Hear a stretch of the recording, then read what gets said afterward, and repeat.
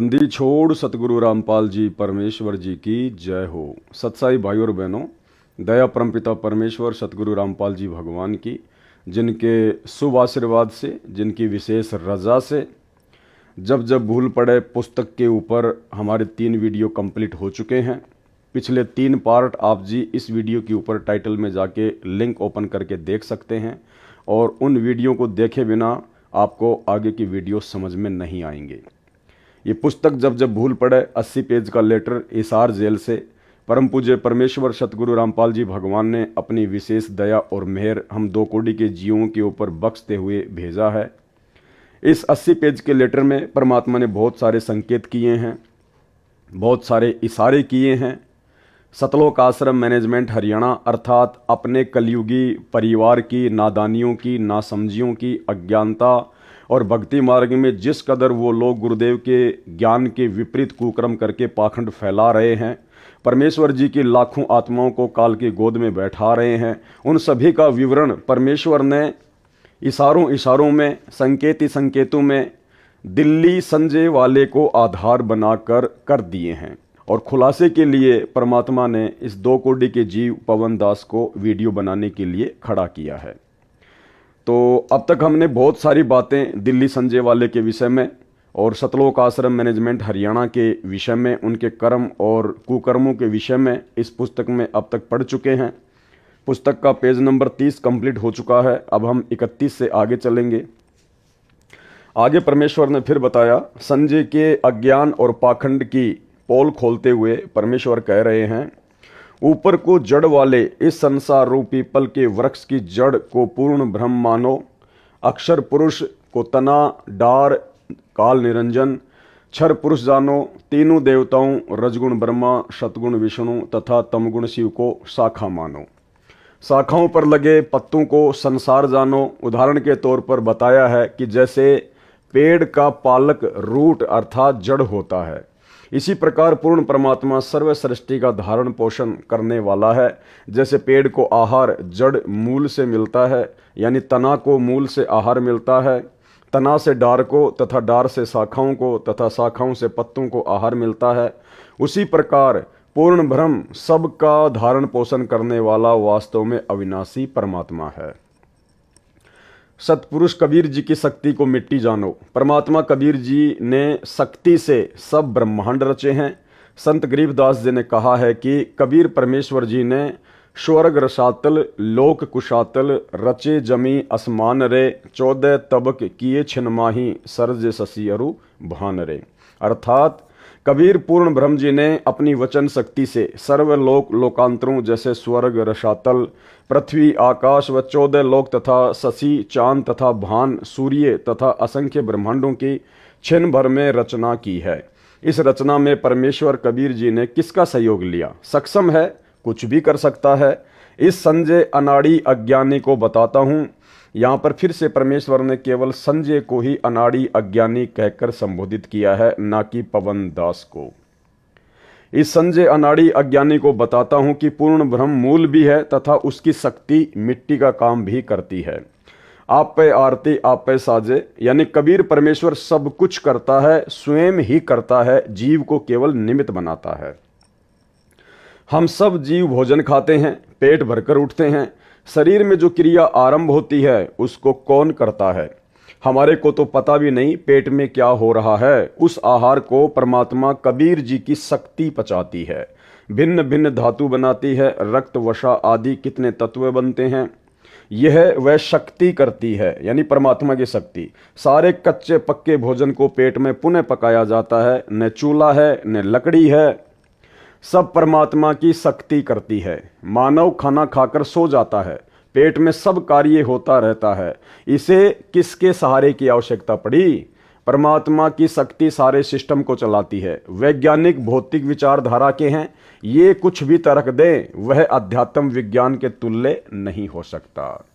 यानी परमेश्वर साबित कर रहे हैं कि ये जो विज्ञान है, जिस विज्ञान के बलबूते पर थोड़े बहुत आविष्कार वगैरह करके आधुनिक भौतिक उपकरण आदि बनाकर वैज्ञानिक अपने आप को न जाने क्या समझ बैठे हैं, अध्यात्म से घोर दूर हो गए हैं। तो परमेश्वर कहते हैं कि ये जो विज्ञान है, विज्ञान तो केवल अध्यात्म के आगे छोटा सा खिलौना है, खिलौना। जैसे मीराबाई भक्तमती को मारने के लिए विष अर्थात जहर पिलाया गया था, वह मरी नहीं, वैज्ञानिक इसे मानने को तैयार नहीं है।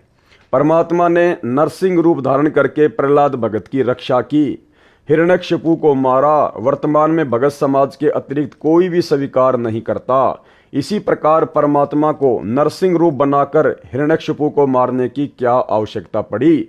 वैसे भी मार सकते थे। कुछ तत्वज्ञानहीन यह तर्क भी देते हैं, उनका जवाब क्या दिया जाए? परमेश्वर कहते हैं कि कुछ नास्तिक टाइप के जो व्यक्ति होते हैं वो आपसे ये भी सवाल कर सकते हैं कि भाई परमात्मा तो सब कुछ कर सकता है ना, उसको तो किसी चीज़ की आवश्यकता पड़ती नहीं है, तो हिरण्यकशिपु को मारने के लिए, भगत प्रहलाद को बचाने के लिए परमात्मा ने नरसिंह रूप क्यों धारण किया? तो भाइयों और बहनों, इसके बहुत सारे रीजन हैं। परमात्मा के ज्ञान आधार से जब हम विचार करेंगे तो एक आधे रीजन दास आपको बता देता है। एक तो परमपिता परमेश्वर कबीर साहिब जी ने, जो वर्तमान में धरती पर सतगुरु रामपाल जी के रूप में स्वयं ही प्रकट है, साक्षात विद्यमान है। इस परमेश्वर ने अपनी शक्ति को सबके सामने वर्तमान पिछली पीढ़ी में प्रदर्शित करना था कि सर्व सृष्टि का पालन पोषण करने वाला देव महादेव, सबसे भिन्न, सबसे सर्वशक्तिमान केवल एक ही परमात्मा है। क्योंकि हिरण्यकशिपु को ब्रह्मा जी से जो वरदान प्राप्त था वो कुछ इसी प्रकार का वरदान था। जैसे आप और हम सभी जानते हैं, उसने जो वरदान मांगा था कि ना दिन में मरूं, ना रात में मरूं, ना जानवर से मरूं, ना इंसान से मरूं, ना अस्त्र से मरूं, ना शस्त्र से मरूं, ना देव से मरूं, ना महादेव से मरूं, ना दिन में मरूं, ना रात में मरूं, ना धूप में मरूं, ना छाव में मरूं। यानी उसने अपनी बुद्धि का इस्तेमाल करके ब्रह्मा जी से इस प्रकार का वरदान प्राप्त कर लिया और ये समझ बैठा था कि मैं अमर हो गया, अब मुझे मारने में कोई भी सक्षम नहीं है। और वास्तव में हिरण्यकशिपु ने जिस प्रकार से ब्रह्मा जी से वरदान मांगा था, उस वरदान आधार से 21 ब्रह्मांड में उसे कोई भी शक्ति मारने में समर्थ नहीं थी। इसलिए परमपिता परमेश्वर कबीर साहिब जी को, जो कि सर्व ब्रह्मांडों से अलग है, सर्व ब्रह्मांडों को रचने वाला है, उस परमेश्वर ने ऐसा रूप बनाया 84 लाख योनियों से भिन्न नरसिंह रूप। नर सिंह, नीचे का हिस्सा तो इंसान का, नर का, और ऊपर का जो शीश था वो शेर जैसा। और परमेश्वर ने उसी प्रकार से उसको मारा। तो परमेश्वर ने यह साबित किया कि इस सृष्टि में 21 ब्रह्मांड में कोई भी ऐसा देव या महादेव नहीं था जो ब्रह्मा जी से वरदान प्राप्त हिरण्यकशिपु को मार सके। इसलिए परमेश्वर जी ने अपने भगत प्रहलाद की रक्षा करने के लिए नरसिंह रूप धारण करके ये साबित किया कि परमपिता परमेश्वर कबीर साहिब जी सर्वशक्तिमान हैं। बहुत सारे लोग कहेंगे कि भाई वो रूप तो विष्णु जी ने धारण किया था। अरे विष्णु जी ने धारण नहीं किया था, क्योंकि हिरण्यकशिपु ने वरदान मांग रखा था कि मैं 21 ब्रह्मांड में किसी से भी ना मरूं, ना देव से, ना महादेव से, ना ब्रह्मा से, ना विष्णु से, ना शंकर जी से। उसने सब कुछ मांग रखा था, तो विष्णु भला उसको कैसे मार सकता था? तो परमेश्वर कबीर जी ने नरसिंह रूप धारण करके हिरण्यकशिपु का सीना फाड़ा था अपने नाखूनों से। और ये बढ़ाई दे दी गई त्रिलोकीय विष्णु जी को, ताकि दुनिया की आस्था, भक्ति और भगवान में बनी रहे। और सच्चाई क्या है, इस बात का खुलासा जब परमेश्वर का समय आएगा, पिछली पीढ़ी का समय आएगा, उस समय परमेश्वर स्वयं ही आकर शास्त्रों से ज्ञान देंगे, तब मालिक की महिमा बनेगी। तब उन्हें पता चलेगा दुनिया को कि वास्तव में हिरण्यकशिपु को मारने वाला असल में विष्णु कौन था। ये है वो असली विष्णु, कबीर परमात्मा, जिसको वेदों में विष्णु कहा गया है। अग्ने तनुर असी, विष्णवे तवा सोमस्य तनुर असी, कबीर अंगारी असी, बंभारी असी, सवर ज्योति ऋतधामा असी। कि वो कबीर परमात्मा जो तीनों लोकों में प्रवेश करके सबका भरण पोषण करता है, असल में उसे विष्णु कहते हैं।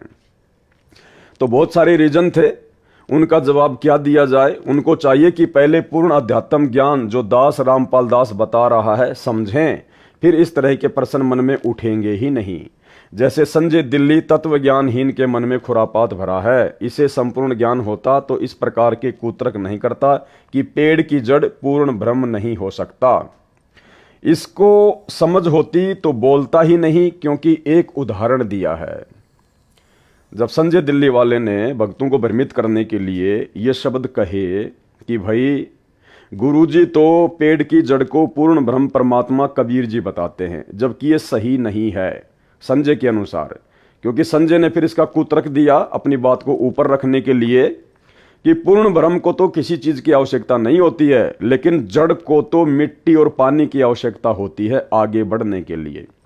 तो गुरुदेव भगवान क्या कह रहे हैं कि ये तो खाली एक उदाहरण है, ना तो वो जड़ परमात्मा है और ना वो पेड़ परमात्मा है, ना वो मूल परमात्मा है। वो तो केवल हम नादान जीवों को भक्ति मार्ग समझाने के लिए गुरुदेव कह रहे हैं, क्योंकि एक उदाहरण दिया है। तो ठीक इसी प्रकार भगत भाई बहनों, संजय की तरह वर्तमान में सतलोक आश्रम मैनेजमेंट हरियाणा से जुड़ी हुई लाखों की संगत जिस प्रकार से इस डाढ़ी मूंछ वाली कबीर जी की फोटो को ही भगवान मान चुकी है, परमात्मा मान चुकी है, इसके आगे दंडवत करती है, ज्योति जलाती है, जून के महीने में इसे भगवान मानकर इसे भोग लगाती है, कबीर प्रकट दिवस मनाती है। जबकि इस फोटो को तो असल में सन 1994 में जब असली कबीर सतगुरु रामपाल जी ने भक्ति मार्ग की शुरुआत की तो केवल एक उदाहरण के रूप में पेश किया था, क्योंकि उस समय कोई भी आत्मा संत रामपाल जी को डायरेक्ट कबीर जी मानने को तैयार नहीं थी। अगर गुरु जी कहते कि मैं कबीर हूं तो कोई भी उनके अध्यात्म को स्वीकार नहीं करता। इसलिए भक्ति मार्ग को शुरू करने के लिए सतगुरु रामपाल जी परमेश्वर जी ने कबीर जी के नाम के साथ साथ में इस फोटो का सहारा लिया एक उदाहरण के रूप में, जबकि असल में ये कबीर नहीं है और ना ही कबीर ऐसा था जैसी ये फोटो है, क्योंकि ये तो हाथ से बनाया हुआ चित्र है। 650 साल पहले कोई भी कैमरा या कोई भी मोबाइल नहीं था ताकि उस परमात्मा की फोटो खींची जा सके। तो गुरुदेव कह रहे हैं इसको समझ होती तो बोलता ही नहीं, क्योंकि एक उदाहरण दिया है। ठीक इसी प्रकार यदि लाखों की संगत को, सतलोक आश्रम मैनेजमेंट हरियाणा से जुड़ी हुई लाखों की संगत को यदि समझ होती तो संगत इस कागज की नकली फोटो को, दाढ़ी मूंछ वाली कबीर जी की समझे जाने वाली फोटो को परमात्मा मानती ही नहीं, भगवान मानती ही नहीं, और ना ही जून के महीने में भगवान मान के इसका प्रकट दिवस मनाती, ना ही अपने घरों पर और आश्रमों में बड़े बड़े इसके पोस्टर लगाती। जबकि असली कबीर तो ऊपर बैठा है सतगुरु रामपाल जी भगवान के रूप में। इसको समझ होती तो बोलता ही नहीं, क्योंकि एक उदाहरण दिया है समझाने के लिए। यह परमात्मा कबीर जी ने दिया है। यह पापी परमात्मा के ज्ञान में भी अपने अज्ञान से दोष देखता है। इससे स्पष्ट है कि यह महाअज्ञानी है, महिमा का भूखा है, बोले भक्तों का दुश्मन है। कौन? संजय दिल्ली वाला, ना कि पवन दास। अभी तक आप 3 पार्ट देख चुके हैं, चौथा पार्ट अभी आप देख रहे हैं। और जितनी बार भी गुरुदेव भगवान ने संजय दिल्ली वाले का जिक्र किया है उसके साथ में मुझ पवन दास का मात्र 1 या 2 बार हल्का फुल्का नाम लिया है, केवल सतलोक आश्रम मैनेजमेंट हरियाणा को खुश करने के लिए। जादूगर को देखा है कि मिट्टी हाथ की मुट्ठी में लेता है, खोलता है तो 500 रुपए का नोट मिलता है। यह आध्यात्मिक शक्ति से होता है जो उसने परमात्मा की भक्ति करके जादू विद्या प्राप्त की होती है। उसने नोट बनाने में किसी मशीन का सहारा नहीं लिया। वैसे नोट बनाने के लिए कागज, प्रिंटिंग मशीन, बिजली आदि अनेकों वस्तुओं का सहारा लेना पड़ता है। परमात्मा भी एक भगलीगर यानी जादूगर है। नकली जादूगर का जादू कुछ समय ही टिक पाता है। परमेश्वर कबीर जी का असली जादू है, इसका जादू असंख्य युगों तक टिका रहता है। यानी असली जादूगर यदि कोई सृष्टि में है तो वो भी सतगुरु रामपाल जी परमेश्वर है। यही रियल कबीर भगवान सबसे बड़ा जादूगर है। जब कबीर परमेश्वर जी ने राजा बीर सिंह तथा उसकी मंडली को भूख प्यास से मरते देखा, जो कथा हमने कई बार गुरुदेव के मुख कमल से सुनी हुई है, जब कबीर परमेश्वर जी ने राजा बीर सिंह तथा उसकी मंडली को भूख प्यास से मरते देखा तब पर्वत के ऊपर स्वच्छ जल का सरोवर क्षण में रचा तथा फलदार पेड़ व मेवा की लताएं क्षण में लगा दी, जो फलों से उस समय लदपद हो गए। सबने खाए, घर भी ले गए। उस समय किसका सहारा लिया? जो भगत परमात्मा की क्रिया में दोष देखता है वह मूर्ख व्यक्ति है। एक ने कहा कि परमात्मा सुई के नाके में से हाथी कैसे निकाल सकता है? झूठ है। दूसरा भगत कहता है कि परमात्मा सारी पृथ्वी को सुई के नाके में से निकाल दे। हाथी की तो बात ही क्या है।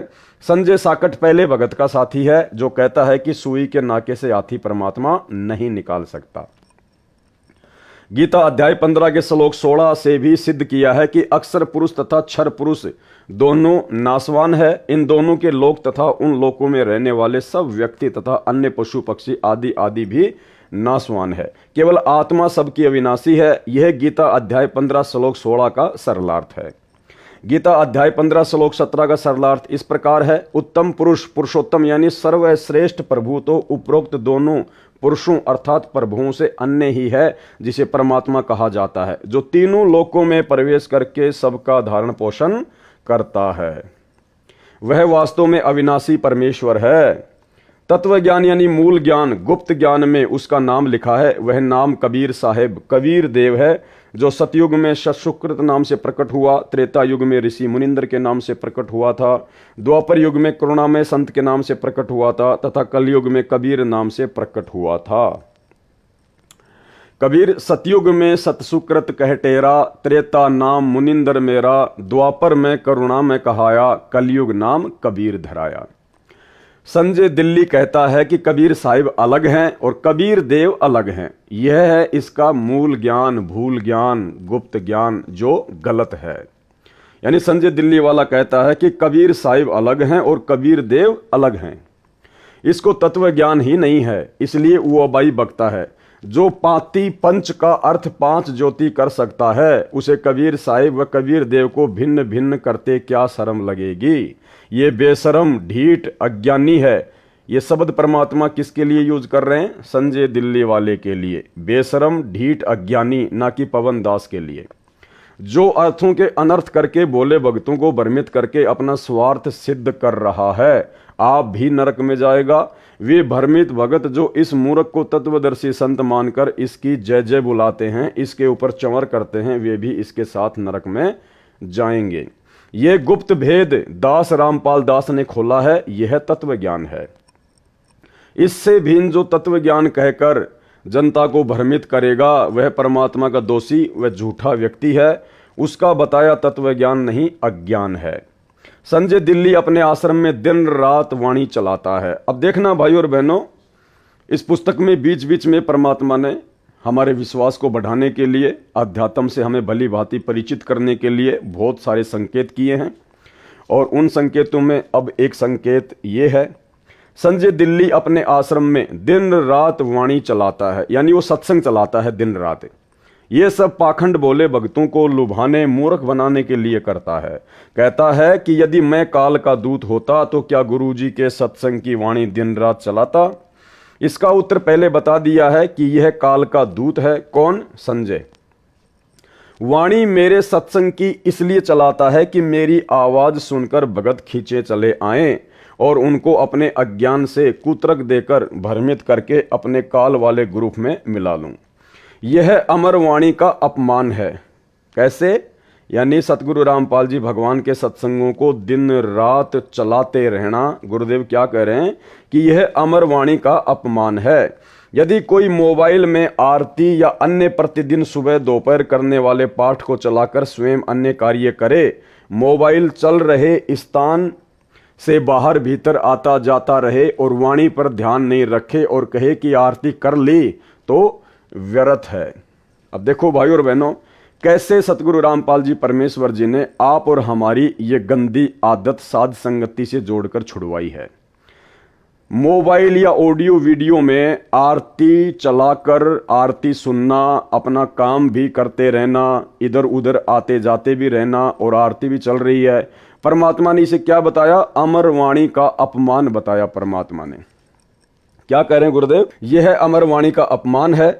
यदि कोई मोबाइल में आरती या अन्य प्रतिदिन सुबह दोपहर करने वाले पाठ को चलाकर स्वयं अन्य कार्य करे, तो हम सत्सेवक तो केवल भक्ति बोध पुस्तक को हाथ में लेकर ही परमेश्वर की तीनों समय की आरती करते हैं, भोग की आरती करते हैं।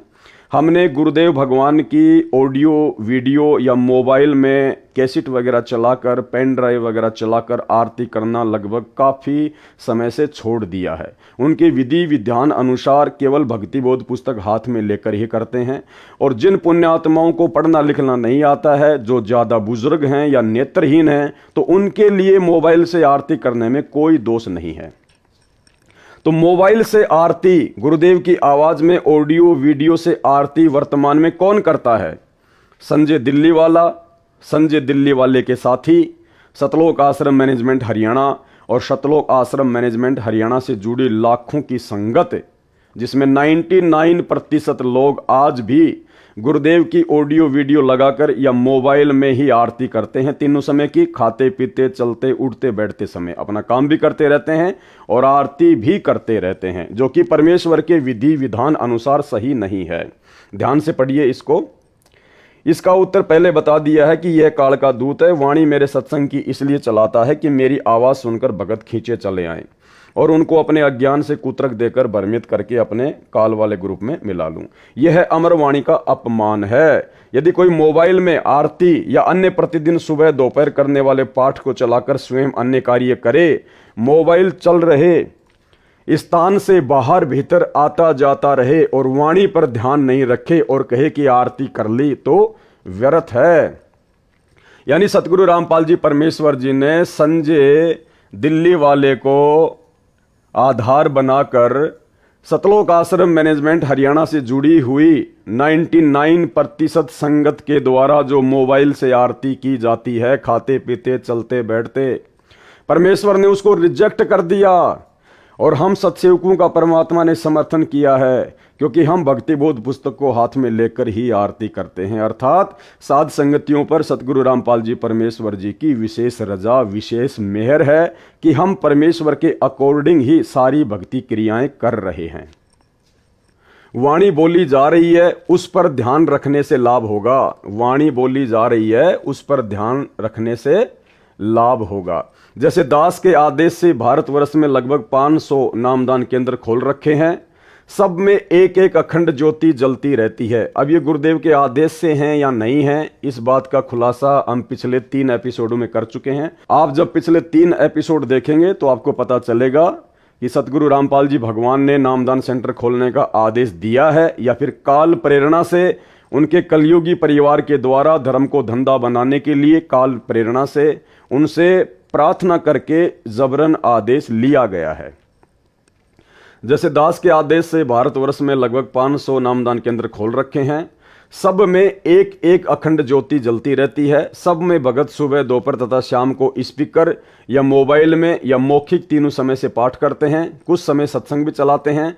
साधना चैनल पर जो शाम को 7:30 से 8:30 बजे तक सत्संग चलता है, उसे सुनते हैं। ये वाणी का लाभ उन्हें मिलता है। यानी पहले तो परमात्मा ने मोबाइल के द्वारा आरती करने की विधि को गलत साबित कर दिया, और फिर सतलोक आश्रम मैनेजमेंट हरियाणा और उन नामदान सेंटरों पर जिस प्रकार से मोबाइल से आरतियां होती हैं उसका भी जिक्र कर दिया। यानी सतगुरु रामपाल जी भगवान ने मोबाइल से आरती करने की जो विधि है, जिस विधि से आज पूरा सतलोक आश्रम मैनेजमेंट हरियाणा आरती करता है, उसको गुरुदेव ने रिजेक्ट कर दिया ऊपर ये बातें बोलकर। क्योंकि देखो ये 80 पेज का लेटर है, सतगुरु रामपाल जी भगवान ने हिसार जेल से भेजा है। साफ साफ शब्दों में सतगुरु रामपाल जी परमेश्वर सतलोक आश्रम मैनेजमेंट हरियाणा के अज्ञान और पाखंड को इस पुस्तक में नहीं लिखेंगे। अगर लिख देंगे तो ये पुस्तक आप और हमारे तक आती ही नहीं, क्योंकि ये उनके माध्यम से ही आई है। इसलिए परमात्मा ने जगह जगह संकेत कर दिए हैं कि क्या सही है और क्या गलत है। प्रत्येक अनुयायी अपने अपने घरों में पूजा स्थल पर सुबह शाम ज्योति जलाता है, जो घंटों जलती है। तीनों समय के पाठ करते हैं। समय मिलता है तो मोबाइल में सत्संग चलाकर ध्यान से सुनते हैं। यह वाणी सुनने का लाभ उनको मिलता है। वाणी का लाभ पशु पक्षियों, कीट कीड़े मकोड़ों को भी मिलता है, चाहे वे समझ भी नहीं सकते। क्या कह रहे हैं परमेश्वर कि जहां जहां परमात्मा की वाणी चलती है, सत्संग चलते हैं, तीनों समय की आरती चलती हैं, तो उसका लाभ पशु पक्षियों, कीट कीड़े मकोड़ों को भी मिलता है, चाहे वे समझ भी नहीं सकते। परंतु दिन रात चलाने से लाभ के स्थान पर हानि होती है। जैसे छोटे बच्चे को माता पिता दूध पिलाते हैं, जिससे बच्चे के शरीर का विकास होता है। यदि उसको बार बार जबरदस्ती दूध पिलाएंगे तो वह रोगी हो जाएगा। इसलिए समय समय पर दूध पिलाना लाभदायक होता है। जैसे रोगी को डॉक्टर दवाई खाने को देता है, उसको खाने का समय भी बताता है, सुबह शाम आदि। यदि रोगी को मिनट मिनट में दवाई खिलाई व पिलाई जाए तो उसकी मृत्यु हो जाएगी। इसी प्रकार वाणी को समय पर चलाएं, सुने तो ही अच्छा है। लगातार चलाना ढोंग व व्यर्थ है। मेरे भक्तों के घरों, दुकानों व यात्रा के समय गाड़ियों में हल जोतने वाले तथा ट्रैक्टर से जमीन संवारने वालों की जेबों में मोबाइल में वाणी चलती है। वे ध्यान से सुनते हैं और कार्य भी करते हैं। जबकि ऊपर परमात्मा ने इस प्रकार से मोबाइल में आरती करने को गलत साबित कर दिया। और यहां परमात्मा ने फिर से सतलोक आश्रम मैनेजमेंट हरियाणा की जो घटिया आदत है, जो वर्तमान में भी पड़ी हुई है, पढ़े लिखे भी हैं, अंधे भी नहीं हैं, युवा भी हैं, कोई हैंडीकैप में नहीं है, उसके बावजूद भी गुरुदेव कह रहे हैं कि ट्रैक्टर चलाते चलाते या अन्य कार्य करते करते वो लोग वाणियां सुनते हैं, अर्थात तीनों समय की आरतियां करते हैं, जो कि भक्ति विधान के अनुसार गलत है। क्योंकि ऊपर परमात्मा ने स्पष्ट कर दिया कि सही विधि क्या है। यह अमरवाणी का अपमान है। यदि कोई मोबाइल में आरती या अन्य प्रतिदिन सुबह दोपहर करने वाले पाठ को चलाकर स्वयं अन्य कार्य करे, मोबाइल चल रहे स्थान से बाहर भीतर आता जाता रहे और वाणी पर ध्यान नहीं रखे और कहे कि आरती कर ली, तो व्यर्थ है। और जब तक आप जी मोबाइल से आरती करोगे तब तक आपका ध्यान वाणियों पर जा ही नहीं सकता, आपकी बुद्धि परमात्मा खोलेंगे ही नहीं।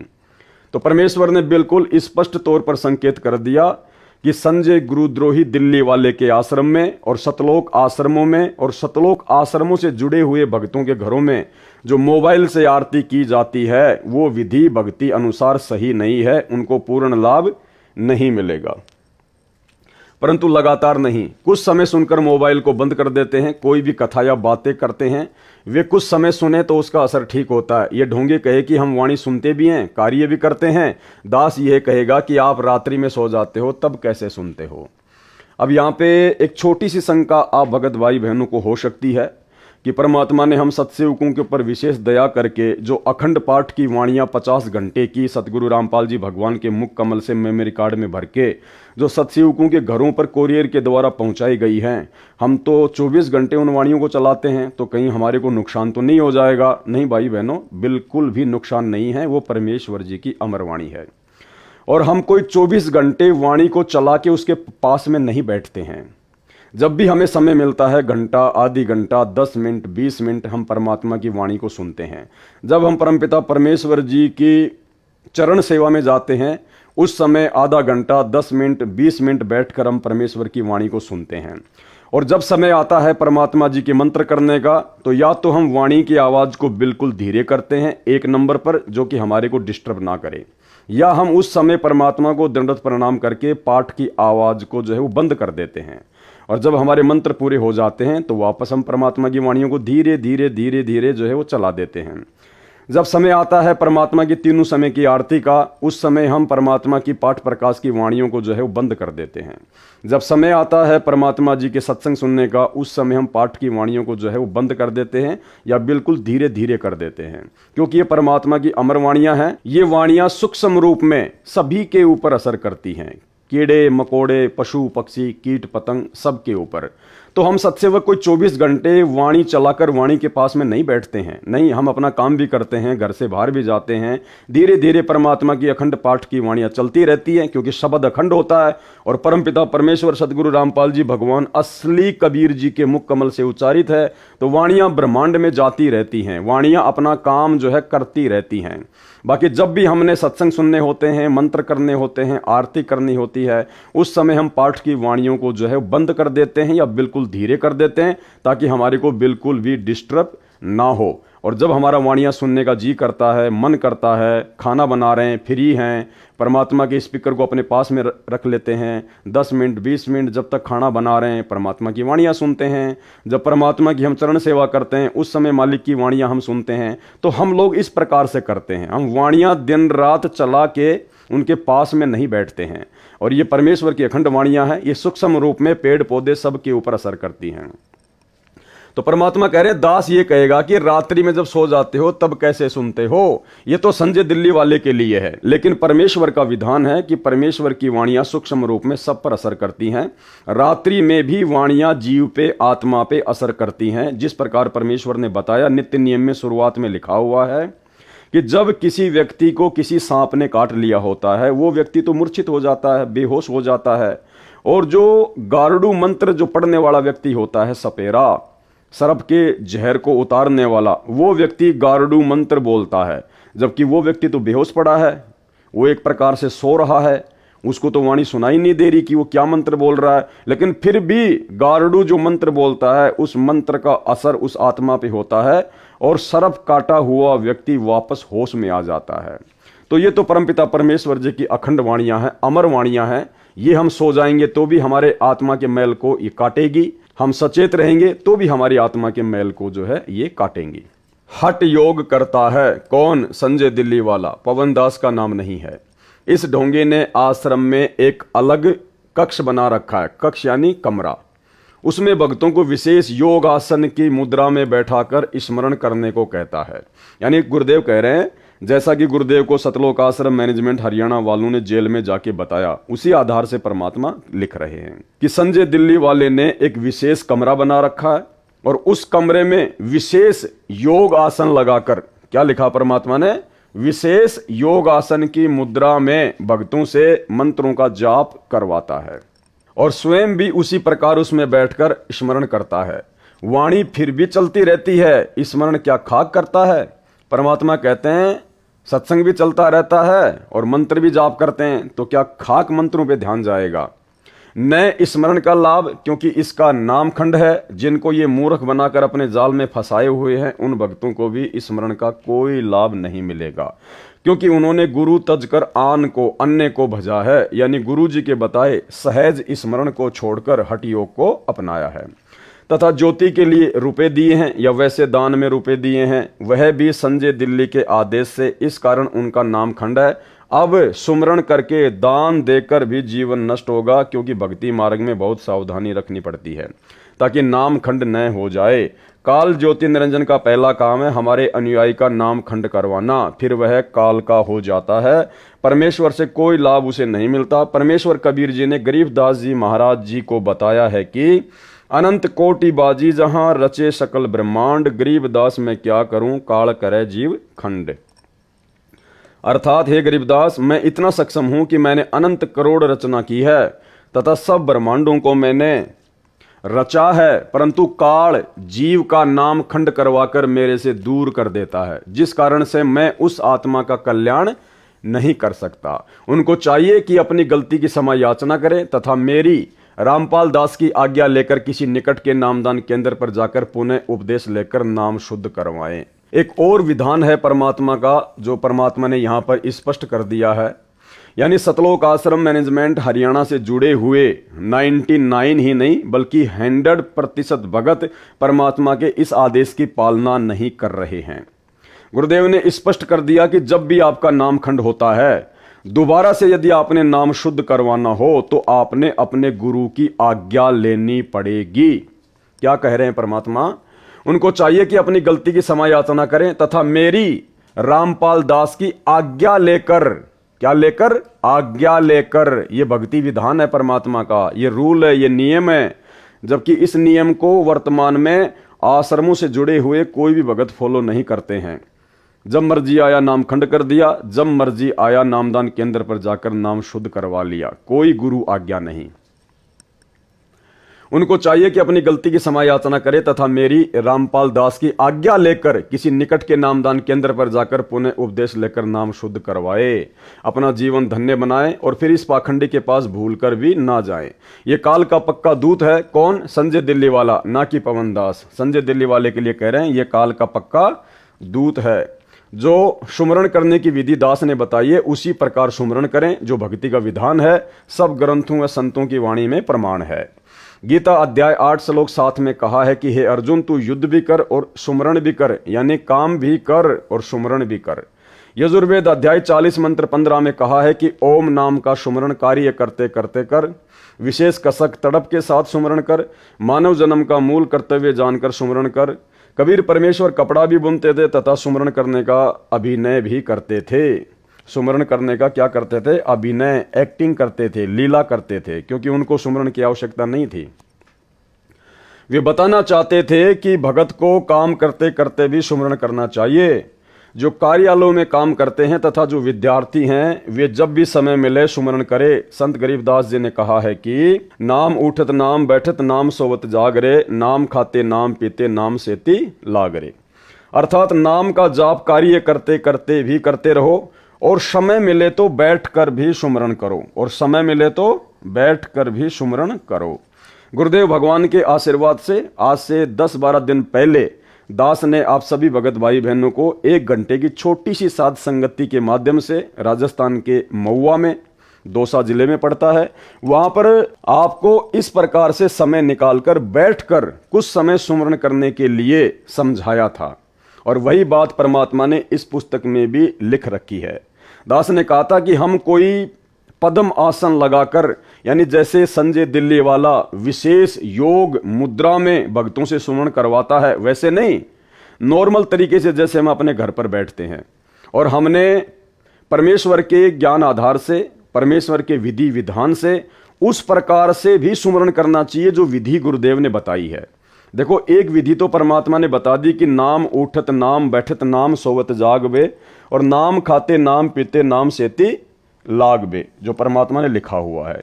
देखो, ये तो एक भगत की शुरुआती विधि है। जिस प्रकार बच्चा पहली कक्षा में जाता है तो उसको बोल बोल के गा गा के पढ़ाया जाता है, A for apple, B for ball. और जब बच्चा समझदार हो जाता है, ऊपर की क्लास में चला जाता है, फिर वो समझने लग जाता है कि ए फॉर का मतलब खाली एप्पल ही नहीं होता, ए फॉर से तो बहुत सारे अर्थ निकलते हैं। तो दास ने गुरुदेव के आशीर्वाद से बताया था कि जब भी हमारे को समय मिले, ठीक है, खाते पीते उठते बैठते काम धंधा करते करते तो सुमरण करना ही करना है, मन को हमने खाली नहीं छोड़ना है। लेकिन जब हमें समय मिले या थोड़ा बहुत समय निकालने का गुरुदेव के आशीर्वाद से हम भी प्रयास करें। और जो विधि परमात्मा ने सुमरण की बताई है कि वास्तविक विधि तो ये है, इस विधि से बात बनेगी कैसे। प्रथम मंत्र का जाप परमात्मा ने बताया सुरति नृति और मन लगाकर, और जो सतनाम है 2 अक्षर का, उसका सुमरण परमात्मा ने बताया सुरति नृति मन और पवन के द्वारा। तो हमने इस विधि विधान से भी परमात्मा के मंत्र करने चाहिए, समय निकालना चाहिए। पूरी जिंदगी खाते पीते उठते बैठते मंत्र करने से ही बात नहीं बनेगी। उसी का समर्थन परमात्मा यहां कर रहे हैं कि समय मिले तो बैठकर भी सुमरण करो, सोने के लिए लेटो तो सुमरण करो, जब तक नींद न आए सुमरण करो, जागो तो भी कुछ श्वास सुमरण में अवश्य लगाओ। परंतु एक स्थान पर विशेष योग आसन लगाकर, क्या लिखा मालिक ने, विशेष योग आसन लगाकर सुमरण करना गलत है, ये नहीं करना चाहिए। जैसे दिल्ली संजय वाला भक्तों से गुरुजी के ज्ञान के विरुद्ध होकर ये योग क्रिया से आसन करवाता है। जैसे आपने बहुत सारे ऋषि महात्माओं की फोटो देखी होंगी, वो पद्मासन लगाकर हाथों को यूं करके बिल्कुल स्ट्रेट होके जो सुमरण करते हैं, उसको कहते हैं विशेष योग मुद्रा। तो हम भक्तों ने वो पाखंड नहीं करना, वो आडंबर नहीं करना। समय मिले कहीं भी बैठ जाओ, चेयर पे बैठ जाओ, अपने बेड पे बैठ जाओ, बिस्तर पे बैठ जाओ, जमीन पे बैठ जाओ, अपनी गाड़ी में बैठे हो वहां पे बैठ जाओ नॉर्मल तरीके से, चाहे पैरों को फैला के बैठ जाओ, चाहे पैरों को समेट के बैठ जाओ, कोई दिक्कत नहीं है। आंखों को बंद करो चाहे खोलो, लेकिन थोड़ा बहुत समय हमने परमात्मा के विधि विधान अनुसार सुरति नृति मन और पवन लगाकर भी सुमरण करना पड़ेगा।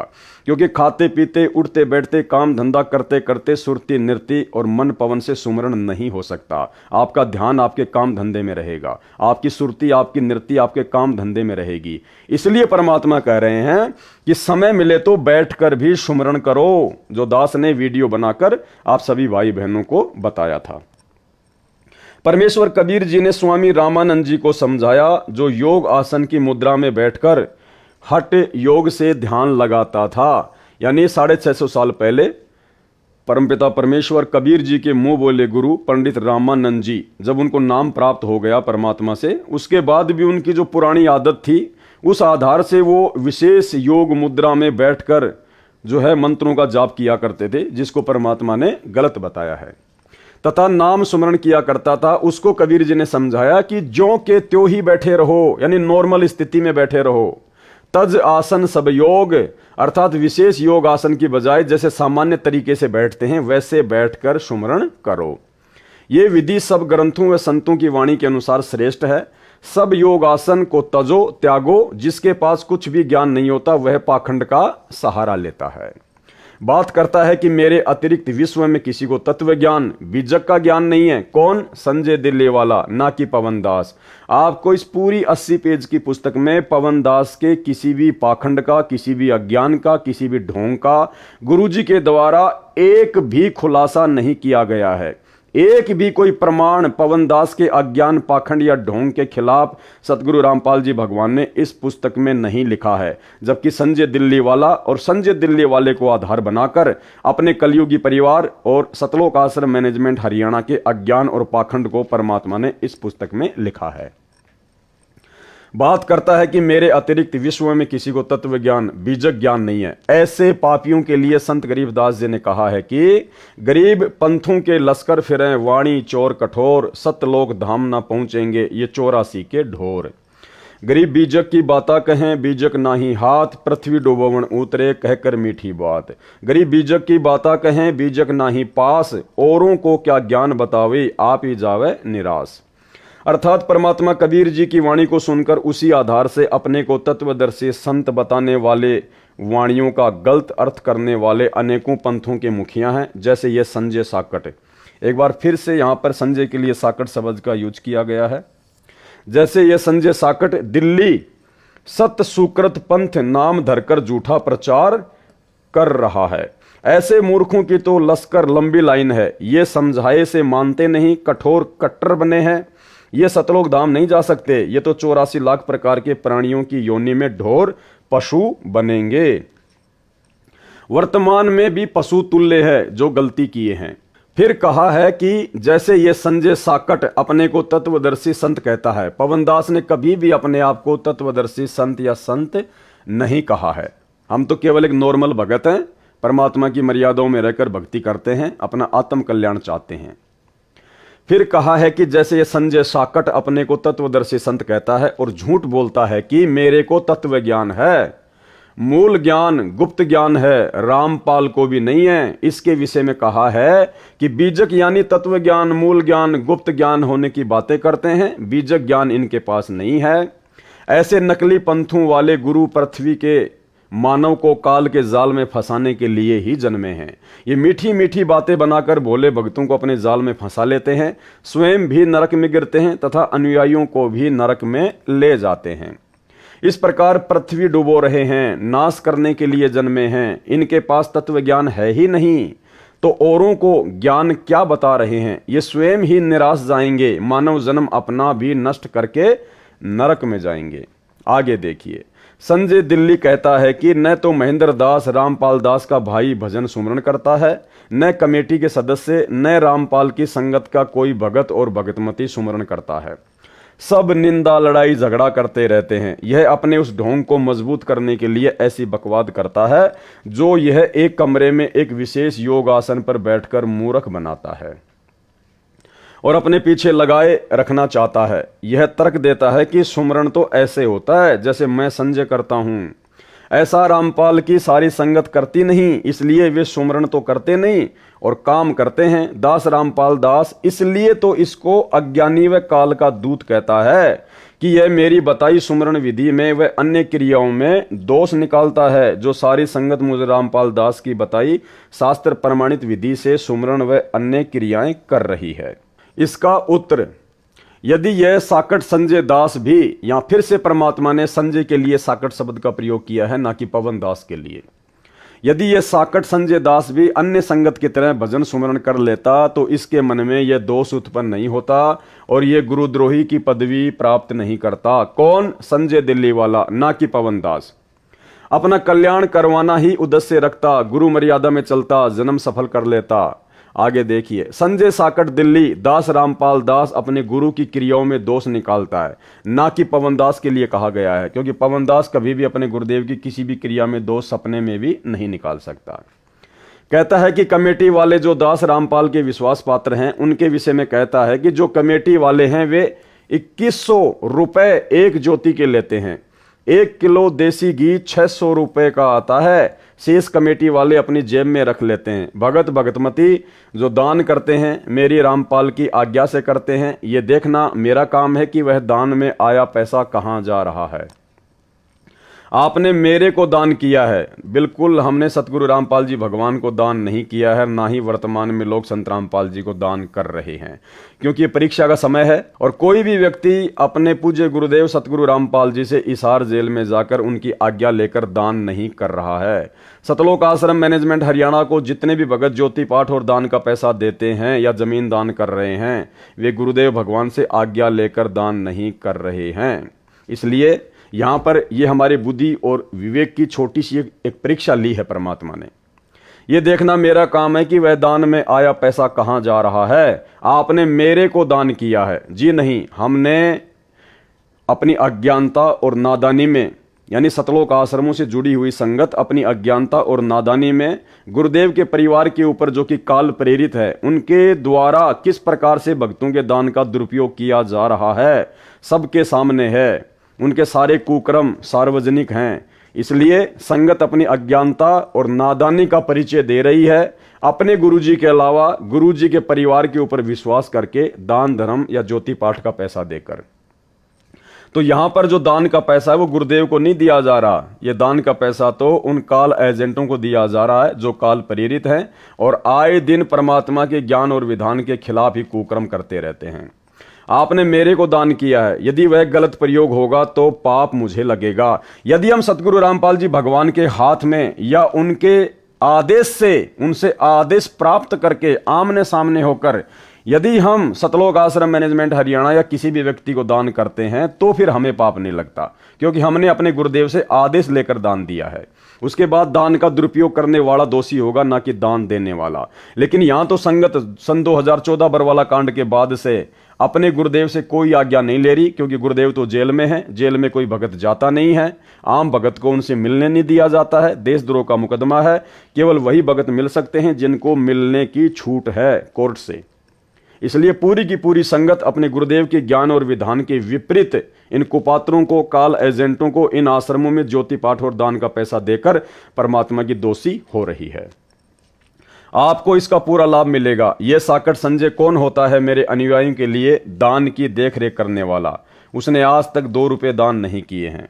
मैं संजय 4500 रुपए में 11 ज्योति जलाता हूं। कौन कहता है? संजय दिल्ली वाला। इसका उत्तर यह है, इसके द्वारा जलाई ज्योति व लगाए भोग से कोई लाभ दानकर्ता को नहीं होना, भाड़ में धन जलाने वाली बात है। एक ज्योति में दास रामपाल दास 1.25 किलोग्राम देसी घी का हवन करवाता है। यदि घी 600 रुपए प्रति किलोग्राम माने तो भी 1.25 किलोग्राम घी की कीमत 750 रुपए हुई। कितने? 750 रुपए। यह 11 ज्योति 4500 रुपए में लगाता है, तो निर्धारित घी की मात्रा 1.25 किलोग्राम घी प्रति ज्योति के हिसाब से पूरी नहीं होती है। 1.25 किलोग्राम घी के हिसाब से 11 ज्योतियों की कीमत कितनी होती है? 8250 रुपए बनती है। यह लेता है, वह इससे लगभग आधी है। अधूरा ओछा व्यक्ति अधूरे ओछे काम ही करता है। जैसे 1 एकड़ जमीन में 40 किलोग्राम गेहूं का बीज बोना निर्धारित मात्रा में है, जो पूरा लाभ देता है। यदि कोई 1 एकड़ जमीन में 20 किलोग्राम गेहूं का बीज डालने की राय किसान को देता है तथा तर्क देता है कि रामपाल तो 40 किलो गेहूं डालने को कहता है, वह आधे गेहूं अपने घर ले जाता है। मैं संजय 20 किलो ही डलवाता हूं, देखो पूरा लाभ थोड़े से बीज से ही दिला देता हूं। यह तर्क कितना गलत है, भगत जन स्वयं विचार करें। यह अधिकारी भी नहीं है, जिस कारण से उसके द्वारा करवाए गए अनुष्ठान का कोई लाभ मिलना बिना अधिकारी से करवाया गया धार्मिक अनुष्ठान व्यर्थ है। सतलोक आश्रम मैनेजमेंट हरियाणा भी वर्तमान में ज्योति और पाठ करने का अधिकारी नहीं है, क्योंकि गरीबदास जी महाराज जी की वाणियों का पाठ और ये अनुष्ठान केवल परम पूज्य सतगुरु रामपाल जी परमेश्वर ही करने के अधिकारी हैं, या जिसको परमात्मा आज्ञा दे वही भगत करे तो ही ज्योति पाठ या वो अनुष्ठान जिसमें भगत ने सहयोग किया है उसको लाभ मिलेगा। कबीर गुरु बिन माला फेरते गुरु बिन देते दान, गुरु बिन दोनों निष्फल है देखो वेद पुराण। कबीर गुरु की आज्ञा आवही गुरु की आज्ञा जाए, कहे कबीर सो संत है आवागमन न साए। गुरु बिन दान पुण्य जो करही मिथ्या होए कभू न फल ही, गुरु बिन होम यज्ञ नहीं कीजे गुरु की आज्ञा माही रहीजे। गुरु से ही सदा हित जानो क्यों भूले तुम चतुर सयानो। यानी गुरुदेव संकेत कर रहे हैं कि हे सतलोक आश्रम मैनेजमेंट हरियाणा से जुड़े हुए नादान भक्तों, और संजय गुरुद्रोही से जुड़े हुए नादान भक्तों, अपने आप में तुम क्यों शाणे बन रहे हो? अपने गुरु जी के अलावा किसी और को दान धर्म देकर परमात्मा के दोषी क्यों बन रहे हो? अर्थात अपने गुरु के अतिरिक्त किसी को दान नहीं देना चाहिए, यह विधान बता दिया परमात्मा ने। अपने गुरु जी के अतिरिक्त, तो गुरु जी तो एक ही है धरती पर, संत रामपाल जी, और इनके अतिरिक्त आप जी वर्तमान में उन आश्रमों में जाकर उन कोऑर्डिनेटरों को दान दे रहे हो, अपने जैसे 2 कोटि के जीवों को दान दे रहे हो। और वाणी क्या कह रही है? अपने गुरु के अतिरिक्त, यानी गुरु जी के अतिरिक्त किसी भी भगत को, वो चाहे उनका बेटा हो, चाहे बेटी हो, चाहे भाई हो, चाहे कोऑर्डिनेटर हो, किसी को भी दान देने के लिए गुरुदेव ने सख्त मना किया है। अर्थात अपने गुरु के अतिरिक्त किसी को दान नहीं देना चाहिए, वह दान फल नहीं देता। गुरु के अतिरिक्त अन्य किसी को दान नहीं देना चाहिए, न ही कोई पुण्य कर्म, धार्मिक कर्म करवाने चाहिए। धार्मिक कर्म यानी पाठ, हवन, जो कि 90% संगत सतलोक आश्रमों में अपने जैसे 2 कोटि के जीवों से करवा रही है, जो भक्ति विधान अनुसार सही नहीं है। गुरु का आज्ञाकारी भगत सफल होता है, वह सही भगत है, उसका आवागमन जन्म मरण का चक्र समाप्त हो जाएगा। गुरु जी की आज्ञा से सर्व धर्म कर्म करो। मेरी रामपाल दास की आज्ञा से ज्योति व पाठ के रूपे मेरे द्वारा नियुक्त विश्वास पात्र भगत लेते हैं। ये परमेश्वर ने बोलना पड़ेगा यहाँ पे, क्योंकि इन लोगों ने सतगुरु रामपाल जी परमेश्वर जी से काल प्रेरणा से अपनी तरफ से जेल में जाकर उनको सलाह देकर इस प्रकार से ये पाठ वगैरह करने का आदेश प्राप्त किया है, ना कि सतगुरु रामपाल जी भगवान ने अपनी मर्जी से उनको पाठ या अन्य धार्मिक अनुष्ठान करने का आदेश दिया है। इस बात को हमने समझना होगा। लिखते हैं, दास को बताते हैं, आशीर्वाद लेते हैं, तब उस धर्म कर्म को करते हैं जो सबको यथार्थ लाभ देता है। हे चातुर व्यक्तियों, क्यों शाने बनकर यथार्थ भक्ति मार्ग को भूले हो? गुरु से ही सदा अपना हित मानो, यानी गुरु जी से ही धर्म कर्म करवाना हितकर लाभदायक है, इसी में अपना हित या भला समझो। ये परमात्मा आश्रमों से जुड़ी हुई संगत को और संजय से जुड़ी हुई संगत को सावधान कर रहे हैं। दास रामपाल दास 69 वर्ष का हो चुका है। सतलोक जाने से पहले जो क्रियाएं संगत ने करनी है उनका अभ्यास करवा रहा हूं, यानी हिसार जेल में बैठकर परमात्मा हमारा यही अभ्यास करवा रहा है। हमारी भक्ति क्रियाओं को पल पल सीसीटीवी कैमरे की तरह हमारे हृदय कमल में बैठकर अंतर्यामी सतगुरु रामपाल जी भगवान देख रहे हैं। पल पल उनकी नजर है कि हम क्या कर रहे हैं, क्या नहीं कर रहे हैं, गुरु जी ने क्या समझाया था और हम क्या करने लग गए। तो इस प्रकार से अपने जैसे जीवों को ज्योति पाठ का पैसा देना, उनको जमीन के लिए पैसा देना, आश्रम के लिए जमीन देना, ये सब कुछ परमात्मा ने रिजेक्ट कर दिया। और क्या कह रहे हैं? दास रामपाल दास 69 वर्ष का हो चुका है। सतलोक जाने से पहले जो क्रियाएं संगत ने करनी है उनका अभ्यास करवा रहा हूं। यानी वर्तमान समय हमारी परीक्षा का है। परमात्मा कहेंगे कुछ भी नहीं, लेकिन देख सब कुछ रहे हैं कि कौन भगत मेरे ज्ञान आधार से चल रहा है और कौन मेरे परिवार के पीछे आंख बंद करके काल प्रेरणा से चल रहा है। इसी बात का डर था कि संजय जैसे जालिम संगत को पथ भ्रष्ट ना कर दें। पवनदास का नाम नहीं है। इसकी तरह नकली गुरु बनकर संगत को काल जाल में न डालें, जो यह मेरे सामने ही बकवाद कर रहा है। गुरु बनकर आशीर्वाद देने लगा है, यह काल प्रेरित है, काल का दूत है। कौन? संजय दिल्ली वाला, ना कि पवनदास।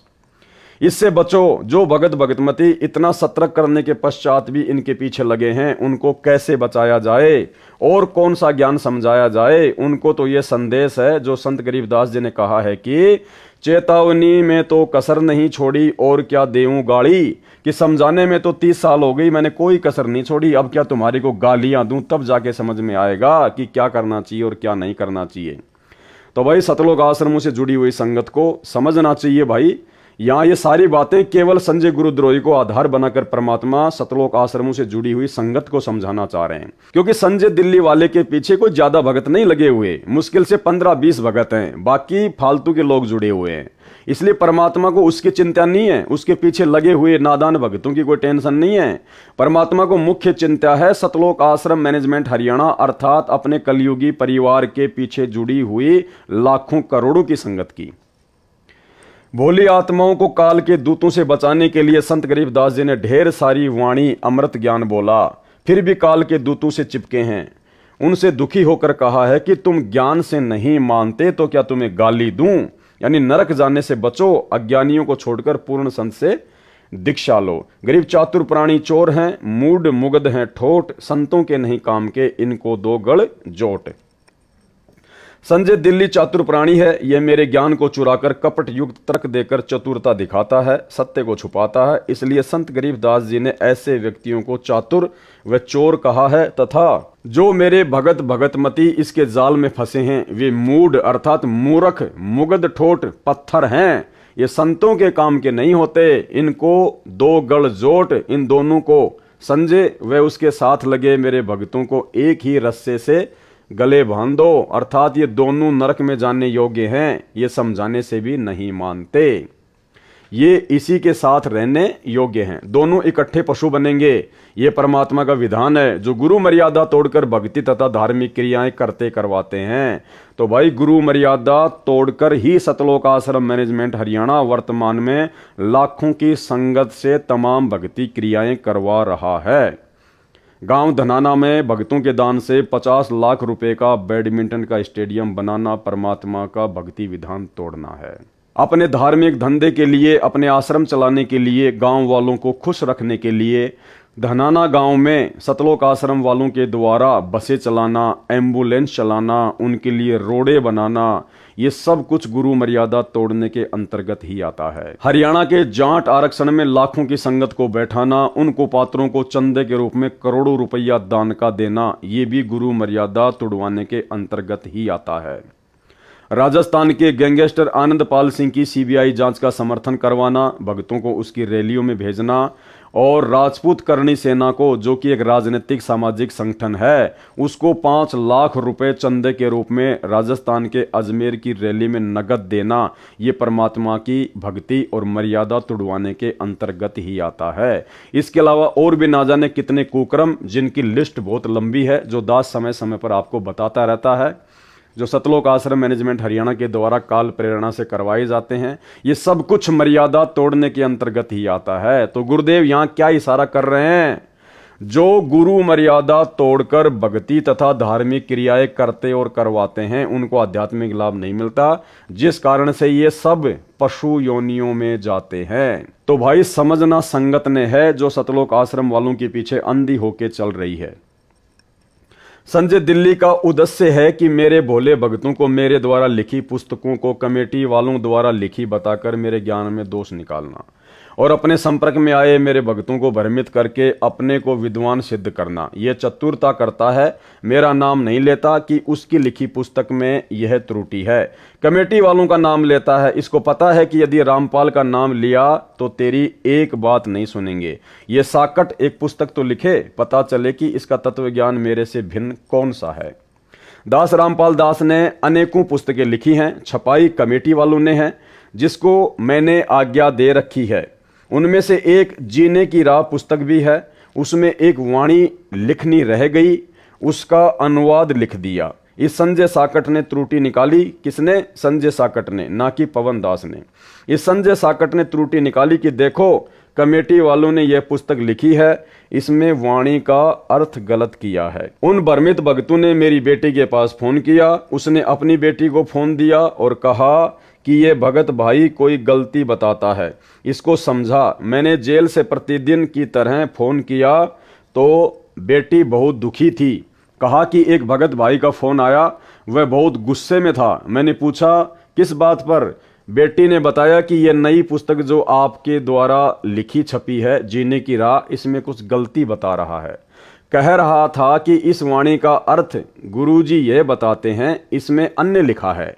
यह सब उन कमेटी वाले भक्तों ने लिखी है, नाम गुरुजी का लिख दिया। मेरी दोती ने फोन किया और सब डिटेल से मुझे बताया। उसका स्पष्टीकरण इस प्रकार है। कैसे? पुस्तक जीने की राह को सर्व संगत ने तथा अन्य बुद्धिजीवी मानव ने बहुत पसंद किया तथा अपने अपने मोबाइल फोनों में डाउनलोड किया। एक एक दिन रात में 2 लाख पुस्तकें डाउनलोड की गई। एक दिन रात में तो 2,50,000 पुस्तक डाउनलोड होने का रिकॉर्ड बना था। मैंने अपनी बेटी व दोती को समझाया कि बेटी, ये भगत अपना विवेक खो चुका है, ये संजय दिल्ली पागल कुत्ते ने काट रखा है, यह भी पागल हो चुका है, यह अब यही भाषा बोलेगा, अन्य को काटने को दौड़ेगा। उस पुस्तक में सरलार्थ तो निम्न दोनों वाणियों का लिखा है, परंतु गलती से वाणी नंबर 1 लिखनी छूटी है। उसमें यह उल्लेख है, वाणी नंबर 1, कबीर कथा करो करतार की, सुनो कथा करतार, काम कथा सुनना नहीं, रखो नेक विचार। वाणी नंबर 2, कबीर कथा करो करतार की, सुनो कथा करतार, आन कथा सुनना नहीं, कहे कबीर विचार। यानी दोनों वाणियों में परमात्मा ने थोड़ा सा ये अंतर कर दिया, ऊपर लिख दिया काम कथा, नीचे लिख दिया आन कथा। अर्थात कबीर जी ने कहा है कि परमात्मा की चर्चा करो, परमात्मा की चर्चा सुनो, काम कथा अश्लील बातें न सुनो, नेक विचार रखो। वाणी नंबर 1 का अर्थ है परमात्मा की कथा सुनो, परमात्मा की कथा चर्चा करो, इसके अतिरिक्त जो भी बातें करते हो, सुनते हो, वह व्यर्थ है। ये कबीर जी ने विचार व्यक्त किए। उस भ्रमित भगत ने कहा कि इस वाणी में वाणी नंबर 2 जो जीने की राह पुस्तक में अंकित है, वाणी नंबर 1 लिखनी रह गई। वाणी नंबर 2 में यह कहाँ लिखा है कि अश्लील बातें न सुनो। तुमने अनर्थ कर दिया, अपनी मर्जी से पुस्तकों में लिखा है, ये उलाना दिया उस पागल कुत्ते के काटे पागल भगत ने।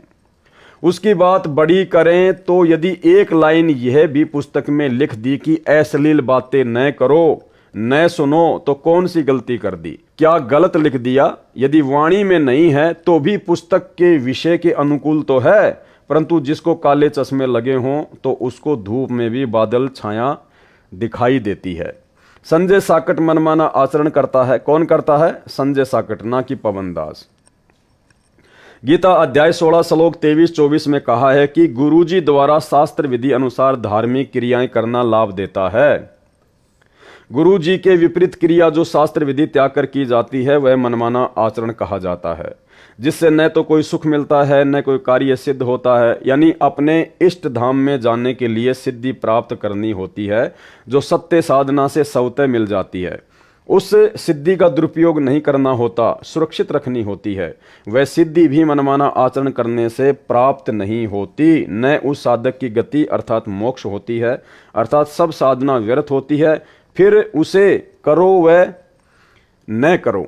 यहां पर संजय साकट भ्रमित करने के लिए यह कहकर भ्रम पैदा करता है कि देखो इतने भक्तों को लाभ हुआ है, उनका इंटरव्यू भी इंटरनेट पर चला रहा है। उसका खंडन यह है कि मेहंदीपुर बालाजी धाम व सालासर धाम जाने वाले भी ये सब लाभ बताते हैं, परंतु उनको कभी भी महाकष्ट हो सकता है तथा उनका मोक्ष नहीं हो सकता। मुख्य उद्देश्य मानव जीवन में भक्ति का यही है कि जन्म मरण के चक्कर से मुक्ति मिले, इसलिए शास्त्रों में वर्णित विधि अनुसार साधना कर। आगे देखिए संजय के मनमाने आचरण की जानकारी, ना कि पवन दास के मनमाने आचरण की जानकारी। दास रामपाल दास संध्या आरती करते समय केवल एक ज्योति जलाता है। संजय साकट 5 ज्योति जलाता है। कौन जलाता है? संजय, ना कि पवन दास, ना कि कोई सत्सेवक भाई बहन। दास रामपाल दास केवल पाठ के समय 3 दिन हलवा प्रसाद का भोग बनवाता है। पाठ संपूर्ण होने वाले दिन संगत के लिए भोजन प्रसाद के लिए खीर का प्रसाद बनवाता है, जो विधि विधान है। संजय साकट प्रतिदिन हलवा, खीर, 56 प्रकार का मेवा आदि का प्रसाद बनाता है, जो बकवास है। विशेष संत गरीबदास जी को परमेश्वर कबीर जी मिले थे, उनके द्वारा बताई आध्यात्मिक क्रिया संत गरीबदास जी ने बताई तथा स्वयं उनका पालन किया। दास ने अपने गुरु जी को देखा है कि संत गरीबदास जी ने जो बताया वही क्रिया मेरे गुरुदेव किया करते थे। यह दास उसी शास्त्र विधि अनुसार आचरण का निर्वाह 25 वर्ष से कर तथा करवा रहा है। यदि प्रतिदिन हलवा, खीर व 56 प्रकार के प्रसाद से परमात्मा प्रसन्न होते तो संत गरीबदास जी भी यही करते।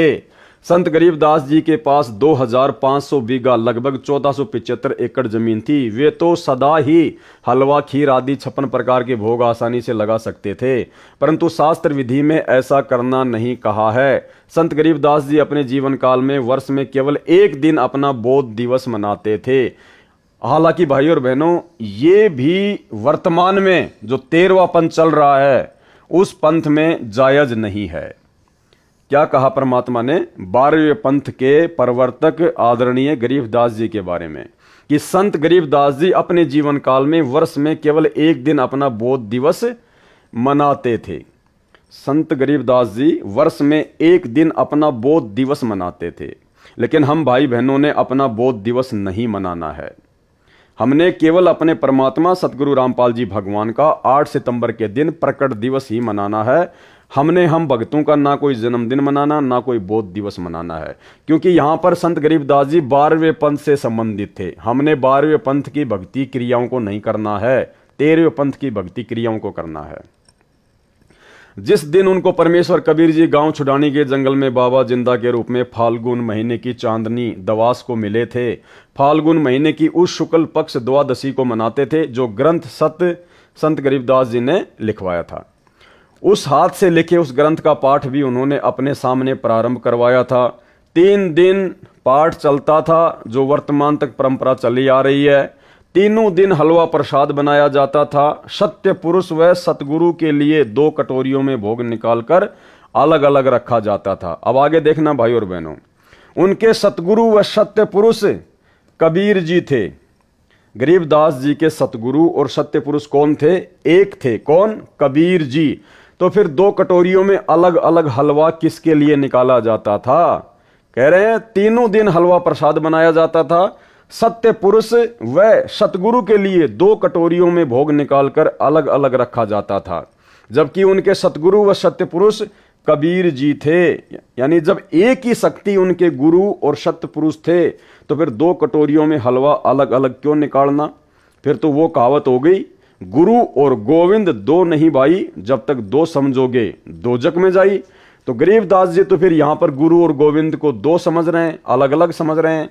इसलिए भाई और बहनों, हमने ये वाला कार्य नहीं करना है, क्योंकि हम 13वें पंथ के पंथी हैं, ना कि हम गरीबदास जी के पंथी हैं। हमने केवल अपने गुरु को ही अपना परमात्मा मानना है। परमात्मा की अमर वाणी है कि गुरु और गोविंद 2 नहीं भाई, यानी सत्य पुरुष और सतगुरु 2 अलग अलग नहीं हैं, और जो 2 समझेगा वो 2 जग में जाएगा। इसलिए हमने इस फोटो को रिजेक्ट कर दिया है सतगुरु रामपाल जी भगवान की सत प्रेरणा से, उनके आशीर्वाद से। तो ये 12वें पंथ की जो परंपरा है उसके बारे में परमात्मा बता रहे हैं। हम 13वें पंथ के पंथी हैं। हम केवल एक ही कटोरी में हलवा रखेंगे, केवल हमारे गुरुदेव भगवान सतगुरु रामपाल जी परमेश्वर जी के लिए। हलवे का प्रसाद केवल हाथों में दिया जाता था। यह भी ध्यान रखना है, हलवे का जो प्रसाद होता है वो केवल भक्तों को हाथों में दिया जाता है। यानी हलवे का प्रसाद जो है वो कटोरी या डोंगे वगैरह में नहीं दिया जाता है, और ना हमने देना है, ये ध्यान रखना है। प्रसाद रूप में खाने के लिए खीर का प्रसाद संगत के लिए भोजन में परोसा जाता था। अन्य दिनों में प्रतिदिन जैसा भोजन घर पर बनता है उसी का ही भोग लगाया जाता था। उसी शास्त्र विधि अनुसार अपने पूर्वज संतों व पूज्य गुरुदेव के अनुसार दास सब धार्मिक क्रियाएं करता आ रहा है। क्योंकि गुरुदेव 12वें पंथ की भक्ति क्रियाओं के विषय में बता रहे हैं। हम लोग सतगुरु रामपाल जी भगवान के शिष्य हैं। हम लोग यथार्थ 13वें कबीर पंथ के पंथी हैं। इसलिए 12वें पंथ की क्रियाओं में और 13वें पंथ की क्रियाओं में बहुत अंतर है। परमेश्वर कबीर जी तो सक्षम हैं, वे भी प्रतिदिन 56 प्रकार का हलवा खीर आदि स्वयं भी बनाकर खा सकते थे, या परंपरा डालने के लिए भी सत्य पुरुष अपने को सब भोग लगा सकते थे। भोग लगाने की परंपरा बता देते, लेकिन ऐसा नहीं किया। जब उनके साथ शरारत की थी, झूठे पत्र डालकर निमंत्रण दिया था, उसमें 18 लाख साधु संत और उनके चेले भंडारा खाने आ गए। उस समय 3 दिन का भोजन भंडारा करके अपनी समर्थता का परिचय भी दे दिया था कि मैं ऐसा भी कर सकता हूं। परंतु प्रतिदिन जो संजय दिल्ली बकवास कर रहा है, यहाँ पे कोई पवनदास का या सतसेवक का नाम नहीं है, और ना हम कोई 56 प्रकार का भोग रोजाना अपने गुरुदेव भगवान को लगाते हैं। हम तो गीता जी का जो विधान है, जो सतगुरु रामपाल जी भगवान ने बताया कि पूर्ण परमात्मा को भोग लगाए बिना जो व्यक्ति अन्न पकाते हैं या खाते हैं वो तो पाप खाते हैं। तो हमारे घर में जो भी बनता है, जैसा भी बनता है, हम दोनों टाइम या तीनों टाइम रोजाना गीता जी के विधान को फॉलो करते हुए, सतगुरु रामपाल जी परमेश्वर जी के विधान को फॉलो करते हुए, अपने गुरु को ही परमात्मा मानकर, क्योंकि गुरु ही परमात्मा हैं, हम प्रतिदिन भोजन खाने से पहले अपने गुरु जी को भोग की आरती के साथ में समर्पित करते हैं। जो है उनको हम भोजन पहले अर्पित करते हैं। तो इसमें कोई त्रुटि नहीं, इसमें कोई भी गलती नहीं है। ना हम कोई संजय की तरह 56 प्रकार का आइटम बनाते हैं, ना हम रोजाना इस प्रकार का कोई ढोंग या पाखंड करते हैं। हम केवल नॉर्मल तरीके से विधि विधान अनुसार ही सारे कार्य जो है वो करते हैं। यह शास्त्र विधि त्याग कर मनमाना आचरण है जो भोले भक्तों को रिझाने के लिए, अपने जाल में फंसाने के लिए ड्रामा कर रहा है। जो ज्ञान के अधूरे गांठ के पूरे हैं वे इसके जाल में फंसे हैं। संत गरीबदास जी ने ऐसे पाखंडियों के लिए कहा है कि ज्ञानी पुरुष तो इनके निकट न जावे, मूर्खों को रीझ रिझावे है। अर्थात जिन भक्तों को मर्यादा का ज्ञान है और जो गुरु जी द्वारा बताई शास्त्र अनुकूल क्रियाओं का ज्ञान है, वे तो ऐसे पाखंडियों के निकट भी नहीं जाते। जिनको ज्ञान नहीं है उन भोले भक्तों को प्रसन्न करके अपने को तत्वदर्शी, सबसे अलग ज्ञान वाला सिद्ध करता है। ऐसा व्यक्ति काल का पक्का दूत होता है। वह संजय साकट दिल्ली है, इससे बचो। यहाँ परमात्मा ने संजय के लिए इशारा किया है, ना कि पवनदास के लिए, क्योंकि पवनदास और पवनदास के साथ साथ संगति से जुड़े हुए भाई बहन इस प्रकार का कोई भी पाखंड या आडंबर नहीं करते हैं। ऐसा व्यक्ति काल का पक्का दूत होता है। कैसा? संजय जैसा। वह संजय साकट दिल्ली है, इससे बचो। अन्य मनमाना आचरण। संजय साकट ने प्रथम मंत्र के कार्ड में अक्षरों में फेरबदल करके उनकी वास्तविकता का नाश कर दिया है। उस प्रकार उच्चारण करने से परमात्मा की मर्यादा भंग होने से इन मंत्रों की शक्ति समाप्त हो गई है।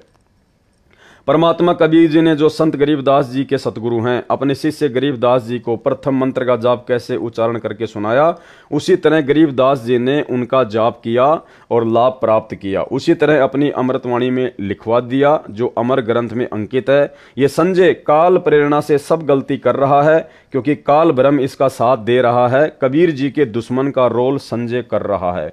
कबीर जी के दुश्मन का रोल, सतगुरु रामपाल जी भगवान के दुश्मन का रोल कौन कर रहा है? संजय दिल्ली वाला, ना कि पवनदास। मुझ पवनदास का नाम परमात्मा ने मात्र एक या दो जगह केवल काल प्रेरित आत्माएं सतलोक आश्रम मैनेजमेंट हरियाणा वालों को खुश करने के लिए किया है। बाकी हर जगह परमात्मा संजय के ही अज्ञान और पाखंड का खुलासा कर रहे हैं। रामपाल दास यानी पत्र लेखक संध्या आरती में कोई घंटा शंख आदि नहीं बजवाता जो सत्य पुरुष की पूजा है। संजय साकट घंटा तथा शंख बजवाता है, यानी सब धार्मिक क्रियाएं मेरे से विपरीत करके अपने को तत्वदर्शी सिद्ध कर रहा है, जो केवल दिखावा है तथा काल ज्योति निरंजन की पूजा है। संजय साकट की अन्य जलालत। किसकी? संजय साकट की, ना कि पवनदास की।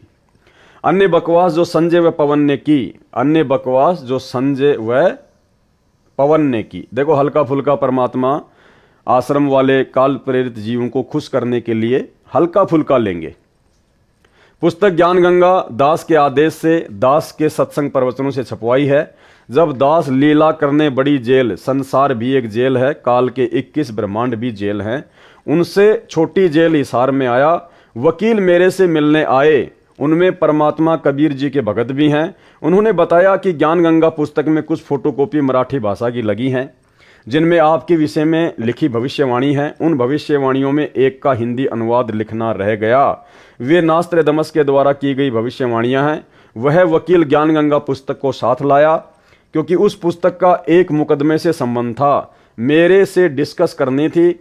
उसने वह मराठी भाषा वाली फोटोकॉपी दिखाई और बोला कि मैंने कंप्यूटर में इसका ट्रांसलेशन देखा। इसका अर्थ है कि उस संत सायरन पर देशद्रोह का मुकदमा भी लगेगा, परंतु झूठा सिद्ध होगा। यदि आपकी आज्ञा हो तो ज्ञान गंगा में इसे भी लिखा दिया जाए। मैंने कहा कि ठीक है। यानी भाई और बहनों, ये बात ये साबित करती है कि सतगुरु रामपाल जी परमेश्वर अपनी तरफ से इस परीक्षा के समय में किसी को कोई भी आदेश नहीं देते हैं। जो भी आदेश उनके बताए जाते हैं उनके परिवार के द्वारा, वे आदेश उनसे जाकर लिए जाते हैं मनमाने आचरण के तहत। ज्ञान गंगा पुस्तक में जो लिखा गया वो भी सतलोक आश्रम मैनेजमेंट हरियाणा का मनमाना आचरण है। गुरुजी की तरफ से कोई आदेश नहीं दिया गया। ये इस पत्र में स्पष्ट तौर पर आपको पढ़ने को मिल रहा है। वकील पुस्तक लेके गया, वकील ने बताया तो गुरुजी ने कहा कि लिखवा दो, बल्कि गुरुजी ने अपनी तरफ से कोई आदेश नहीं दिया। मैंने कहा कि ठीक है, लिखवा दो, इससे अनुयायियों का विश्वास और दृढ़ होगा। उसने बाहर प्रमुख सेवादारों को बताया कि गुरुजी से मेरी डिस्कस हुई है, ज्ञान गंगा पुस्तक में ये लाइन और लिखकर नई पुस्तक छपवाएं। अब देखो, उस वकील ने गुरुजी का आदेश बता दिया जबकि गुरुजी को वो खुद बता रहा है। सेवादारों ने दास से संपर्क किया, पूछा कि क्या आप जी की आज्ञा है जो ज्ञान गंगा में यह लिखने को वकील जी ने बताया है। दास ने बताया कि मेरे से वकील जी की बात हुई है, यह 2 लाइन और लिखवा दो। हानि भी क्या है। कमेटी वालों ने दास की आज्ञा का पालन किया। नई ज्ञान गंगा पुस्तक छपवाकर वितरित कर दी। वह पुस्तक गुरुद्रोही संजय और पवन को इनके समर्थक ने दी। संजय व पवन ने कहा कि कमेटी वालों ने कितनी बड़ी गलती की है। पहले छपी ज्ञान गंगा में इस पृष्ठ पर यह नहीं लिखा है, नहीं लिखा हुआ था कि देशद्रोह का मुकदमा भी लगेगा। इस नई पुस्तक में छपा दिया। दोनों पुस्तकों के दोनों पृष्ठों की फोटोकॉपियां लगाकर संगत को भड़काने लगे। देखो, कमेटी वालों ने अपनी मर्जी से यह छपा दिया जो गलत है। इस मराठी भाषा का यह अर्थ नहीं बनता। हाय तौबा मचा दी। दास ने इसलिए तो संजय को तथा पवन को गुरुद्रोही घोषित किया है। ये दोनों मेरे शत्रु का काम कर रहे हैं। संजय बकवाद करता है, पवन इसकी बातों पर विश्वास करके कर्म खराब करता है। जबकि पवन दास संजय की किसी भी बात पर कोई विश्वास नहीं करता है। पिछले 7 वर्षों से पवन दास का और संजय का तो संपर्क भी नहीं है। विचार करें, यदि 2 लाइन मान लो कमेटी वालों ने गुरुजी की सच्चाई बताने के लिए लिख भी दी तो संजय साकट को क्यों कष्ट हुआ, क्यों पवन दुखी हुआ। संजय पवन दोनों काल के दूत हैं। इन दोनों की बुद्धि पर काल भ्रम का साया है। इनसे दास रामपाल दास की उभरती छवि देखी नहीं जा रही। ये तो भाई और बहनों आप स्वयं विचार कर लेना सात संगति की वीडियो देख के कि पवन दास से परम पूज्य सतगुरु रामपाल जी भगवान की उभरती हुई छवि देखी जाती है या नहीं देखी जाती है। ये केवल मैनेजमेंट वालों को खुश करने के लिए परमात्मा ने संजय के साथ में दास का नाम जोड़ा है। आग लग जाती है इनके हृदय में। पवित्र कबीर सागर में एक अनुराग सागर अध्याय है, उसमें लिखा है कि कबीर जी ने अपने शिष्य धर्मदास जी को बताया है कि हे धर्मदास, काल ब्रह्म यानी ज्योति निरंजन से मेरा विवाद हुआ। जब मैं सतलोक से चलकर काल लोक में प्रवेश हुआ तब यह मेरी शक्ति देखकर डर तो गया, माफी भी मांगी। मेरे से पूछा कि आप किस लिए आए हो। मैंने बताया कि तूने पूर्ण ब्रह्म सत्य पुरुष का नामो निशान मिटा रखा है, अपने को जगत का कर्ता बता रखा है। तो भाइयों और बहनों, ये 40 पेज तक कंप्लीट हो गई है पुस्तक। जब जब भूल पड़े, जो कि हिसार जेल से सतगुरु रामपाल जी परमेश्वर जी ने संगत को विशेष रहस्य समझाने की दृष्टि से लिखकर भेजी है। 4 पार्ट इसके कंप्लीट हो चुके हैं और इस पुस्तक से उम्मीद करूंगा आप भाई बहनों को बहुत कुछ समझने को मिला होगा, आपके समझ में भी आया होगा। जो बातें मुझ पवन दास को लेकर सतलोक आश्रम मैनेजमेंट हरियाणा ने संगत में भ्रमणा फैला रखी थी, जिस कारण से बेचारी नादान संगत मुझ पवन दास के वीडियो देखने से डरती थी, घबराती थी। साथ संगति के वीडियो देखने से डरती थी, घबराती थी। उम्मीद करूंगा अभी तक केवल आपने 40 पेज पढ़े हैं। जब आप इसके पूरे 80 पेज पढ़ लेंगे तो आपकी आंखों के आगे से अज्ञानता का पूरा काला चश्मा उतर जाएगा। आपको सब कुछ क्लियर हो जाएगा कि वास्तव में गुरुद्रोही वाला कार्य, परमात्मा के दुश्मन का कार्य तो सतलोक आश्रम मैनेजमेंट हरियाणा और संजय दिल्ली वाला कर रहे हैं, ना कि पवन दास जयपुर वाला। तो आज के इस पार्ट में केवल इतना ही। परमात्मा दया करेंगे, कल रात्रि 9 बजे इसका 5वां पार्ट आप जी को लाइव देखने को मिलेगा। और पहले वाले जितने भी पार्ट हैं, यदि आपने उनको अभी तक नहीं देखा है तो जरूर देखिए, तभी आपको आगे के पार्ट समझ में आएंगे। पहले के वीडियो देखने के लिए आप जी इस वीडियो के ऊपर जो टाइटल है उसमें पहले वाले वीडियो के लिंक दिए हुए हैं, आप जी वहां से भी देख सकते हैं, या मुझ पवन दास के Facebook page Pawan Das is live पर जाकर भी आप जी वीडियो देख सकते हैं। तो आज की साथ संगति में केवल इतना ही। कल रात्रि 9 बजे फिर जुड़िए। तब तक के लिए परमात्मा हम सबको आज्ञा दें। बंदी छोड़ सतगुरु रामपाल जी परमेश्वर जी की जय हो।